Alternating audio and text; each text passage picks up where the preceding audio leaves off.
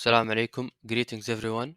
My colleague Turk Zahrani and I, Hashim Al-Hibshi, will talk about the mechanical design failure of the Titanic. This is what we're going to talk about. First is the material used in manufacturing. Second, the failure of hulls and rivets. Third, the design flaws. Fourth, the sinking. Fifth, the composition of material. And at the end, our conclusion. Titanic was built between 1911 and 1912 and began its journey on the 10th of April 1912.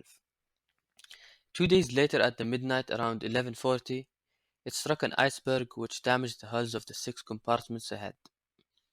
These compartments got flooded, which as a result caused the sinking of the ship. But the actual failure that caused the ship to sink was the material failure of the rivets being used in the sealing of the hull plates.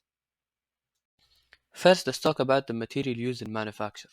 Titanic was constructed of thousands of 1-inch thick mild steel plates, 2 million steel and wrought iron rivets, and equipped with the latest technology. It was made up of low-grade metal that were more brittle.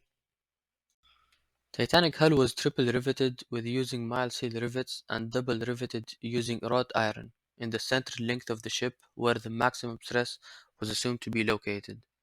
Whereas the use of wrought iron and mild steel rivets instead of steel rivets caused the Titanic disaster to take place. The steel rivets containing strong strength as compared to wrought iron. Titanic had a forceful impact that caused the 6 compartments of it to be exposed to sea, causing the wrought iron rivets to malfunction. In the next slides, my colleague will take over, talking in detail about the problems. Hello everyone, my name is Turkey and I'm going to explain the failure of hulls and rivets. As you can see, there is 3 causes of brittle fracture. 1. Low temperature. 2. High impact loading. 3. High sulfur content. And the typical high quality ships steels mainly used are ductile and deformed but never break like the wrought iron. Design flaw. Before we talk about this slide, it's very important to have a good design, especially in ships, to resist the strong air and resist also the strong waves. So we go back to slide. And design flaw, poor design of watertight compartments in the Titanic's lower section is another factor of the disaster. The lower section of the Titanic was divided into 16 major watertight compartments after the collision with the iceberg. The whole portion of 6 of these 16 compartments was damaged.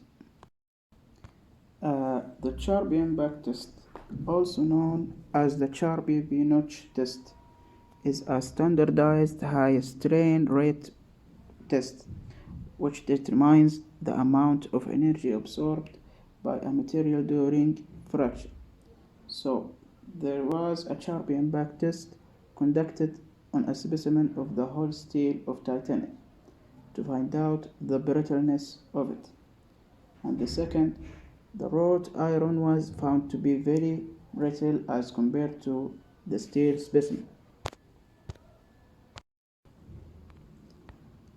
Further reason for sinking.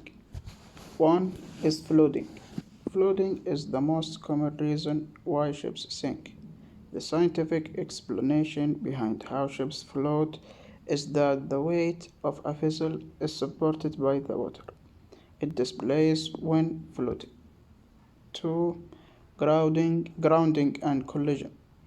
The ships are propelled by massive marine engine, driving the propeller while the direction is controlled by the rudder. And 3. Laws of stability. All floating bodies have metacentric height, that is defined as the vertical distance between the metacenter and the vertical center of gravity.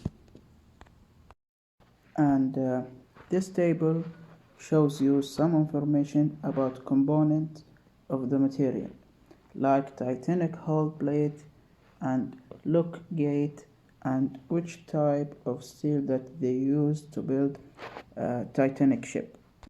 At the end, we hope that you get the maximum information about the types of failure of material in Titanic ship, and we hope you enjoy this presentation, and thank you for listening.